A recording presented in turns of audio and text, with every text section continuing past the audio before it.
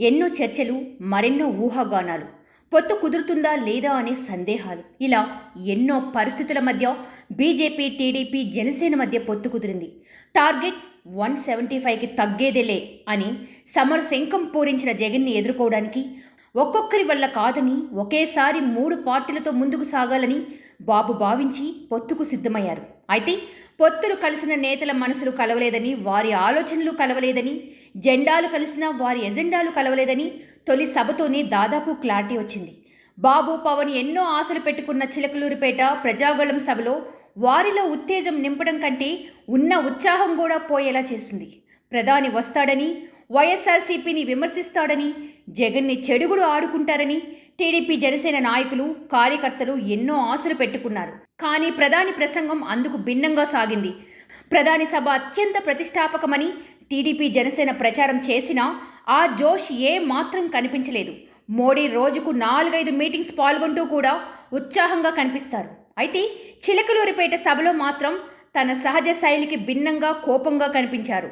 పవన్ కళ్యాణ్ మాట్లాడుతున్నప్పుడు, చంద్రబాబు మాట్లాడుతున్నప్పుడు మోడీ నుంచి ఎలాంటి రియాక్షన్ లేదు.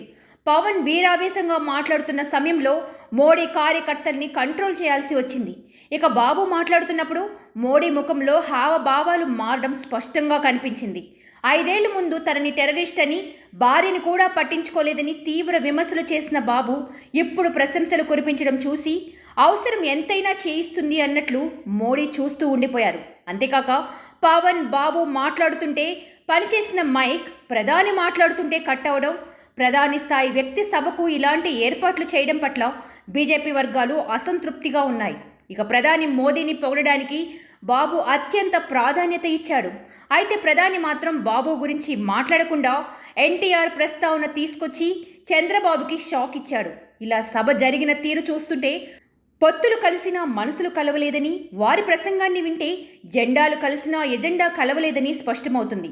పవన్ జగన్పై తిట్లకే పరిమితం కాగా బాబు మోడీ భజనతో సరిపెట్టుకున్నారు.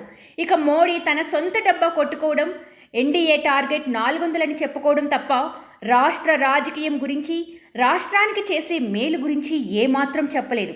ఇక అయోధ్యలో రామాలయం కట్టిన మోదీకి రాష్ట్రాన్ని రావణ కాష్టం చేసిన, చిటికిన వేలంత రావణాసురుడిని తీసేయడం కష్టం కాదు అని మాట్లాడడం చూస్తే పవన్ ఆశలన్నీ మోడీ మీదే పెట్టుకున్నట్లు ఉంది. మొత్తం మీద మోడీ, చంద్రబాబు, పవన్ పాల్గొన్న ఈ సభ ఏ మాత్రం ఆకట్టుకోలేదు. చంద్రబాబు, పవన్ కళ్యాణ్ ముఖాల్లో జోష్ కనిపించకపోగా అందరూ ముభావంగా ఉన్నారు. మోడీ, చంద్రబాబు పవన్ను గెలిపించమని ఒక్క మాట కూడా చెప్పలేదు. ఆయన ప్రసంగం అంతా లోక్సభ ఎన్నికలను దృష్టిలో పెట్టుకుని సాగింది. కేంద్రంలో తమకు 400 సీట్లు ఇవ్వండి అని కోరారు తప్ప చంద్రబాబు గురించి ఏమీ చెప్పకపోవడం టీడీపీ, జనసేన శ్రేణులను పూర్తిగా నిస్తేజంలో ముంచేసింది. ఇక కూటమికి ఎక్కడా లేని జోష్ తెస్తుందని ఆశించిన చంద్రబాబు ఆశలపై చిలకలూరిపేట సభ నీళ్లు జల్లిందని స్పష్టంగా అర్థమవుతుంది. సబ్స్క్రైబ్ చేయండి. Please do subscribe to. Please like, share and subscribe to top Telugu TV. Top Telugu TV. Top Telugu TV.